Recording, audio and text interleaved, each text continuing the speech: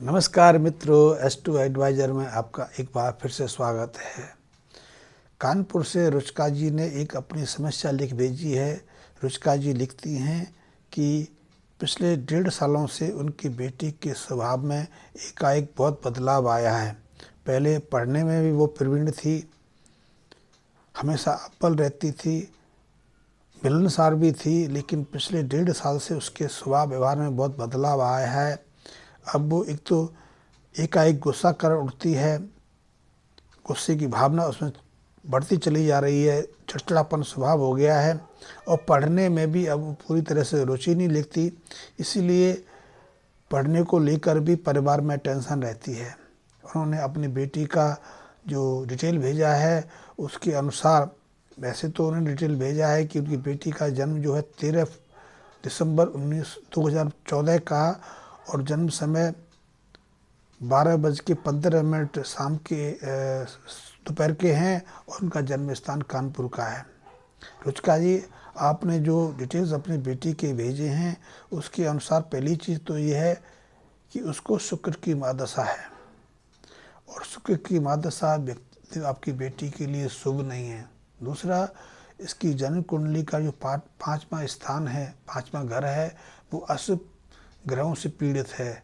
5वें स्थान का अशुभ भावों से पीड़ित होने से ही मन के विचार बदलने लगते हैं, मन में गुस्सा आने लगता है, पढ़ाई लिखाई में विघ्न बाधाएं खड़ी हो जाती हैं या पढ़ाई में रुचि नहीं होती है। तीसरा, आपकी इसकी जन्म कुंडली में मंगल शुक्र का मेल है। मंगल शुक्र का मेल भी व्यक्ति को एकांतिक बना देता है या फिर उसके स्वभाव में चिड़चिड़ापन ला देता है। ऐसा व्यक्ति कभी कभी अनायास कुछ ऐसे निर्णय लेता है जिससे पूरा परिवार बहुत चिंतित और परेशान होता है। और ये योग इसकी जन्म कुंडली सबसे पीड़ादायक है, क्योंकि इसी योग के कारण उसके स्वास्थ्य को प्रभावित हो जाता है, परिवार की कमाई घट जाती है, उसके पिता को भी परेशानियां रहती हैं, आमदनी तो घटती ही घटती है, घर में बिना किसी कारण से मतभेद पैदा हो जाते हैं, अशांति की स्थिति बन जाती है। इसके साथ में इसी के स्वभाव में नहीं, परिवार के स्वभाव में भी चिड़चिड़ापन उतर आता है। तो ऐसे में हमें कुछ सचेत होने की आवश्यकता है।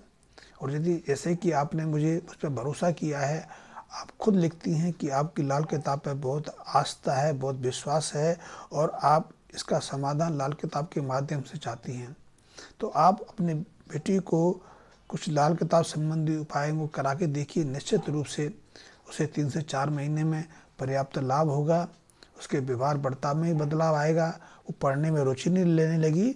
और यदि हम इसकी जन्म कुंडली के अनुसार देखें तो ये बहुत तीव्र बुद्धि की लड़की है और यदि इसकी बौद्धिक क्षमताओं को सुचारू रूप से विकसित होने दिया जाए तो इसके शिक्षा के क्षेत्र पर और व्यवसाय के क्षेत्र में शीर्ष स्थान पर पहुंचने की संभावना है। सुंदर तो, क्योंकि शुक्र का प्रभाव है, सुंदर तो ऐसे बच्चे होते ही होते हैं। इन ऐसे बच्चों में उत्सुकता भी ज़्यादा रहती है, लेकिन कभी कभी जब प्रतिकूल ग्रहों का इन पर आक्रमण हो जाता है तो स्वभाव में एकाएक बदलाव भी आ जाता है। तो ऐसे में सबसे पहले तो आप एक काम करिए कि हर बुधवार के दिन,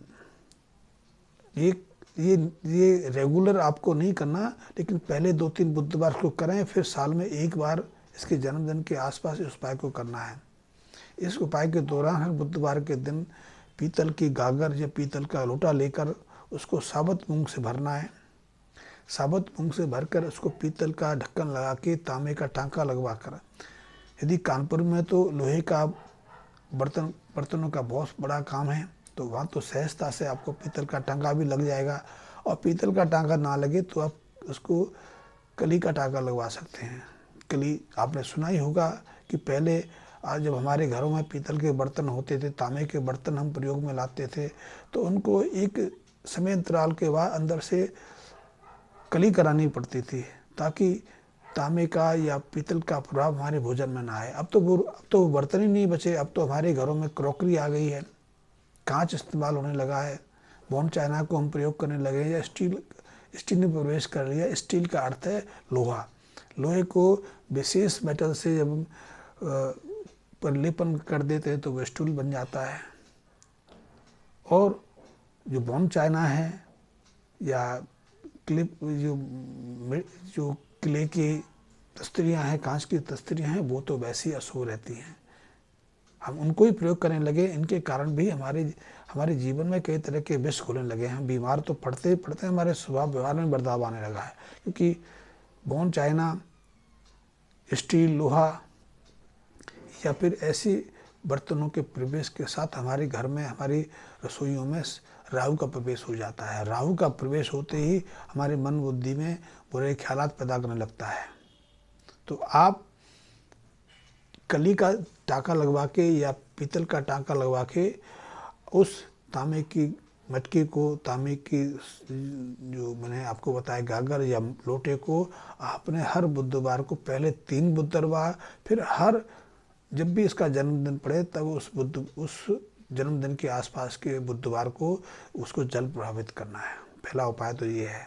दूसरा उपाय, 43 दिन लगातार आप देसी गाय का देसी घी, दही और छोटी सी रुई लेकर किसी मंदिर में जाके मंदिर में वहाँ इसको सौंपते रहिए, अर्पित करते रहिए।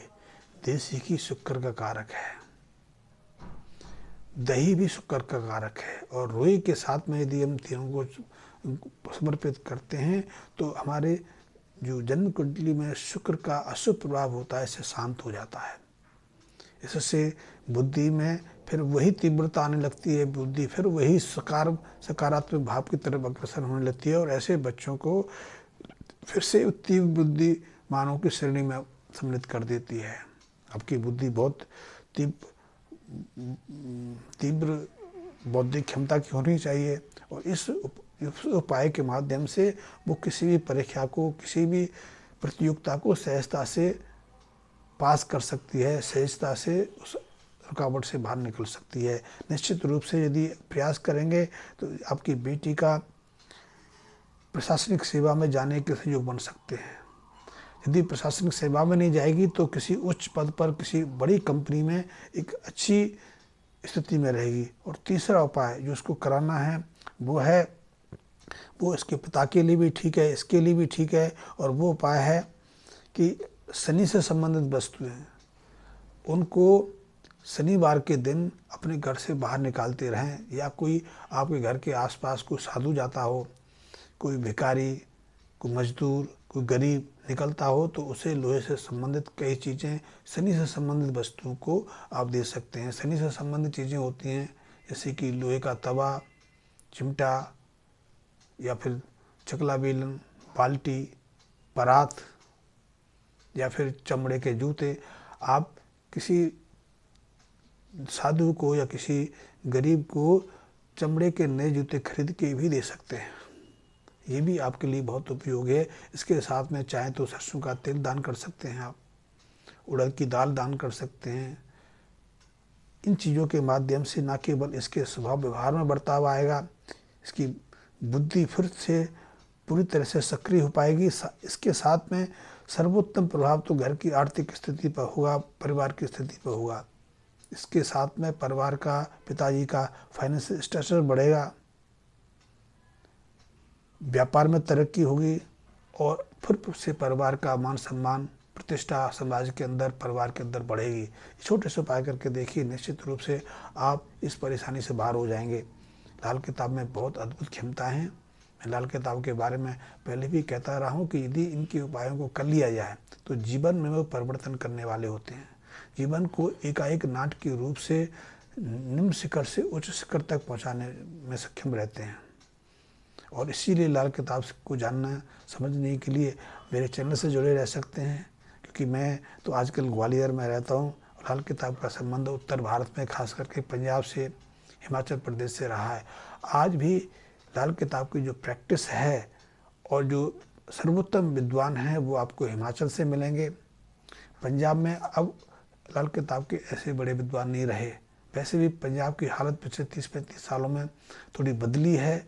वहाँ की जो सामाजिक व्यवस्था है उसमें बदलाव आया है।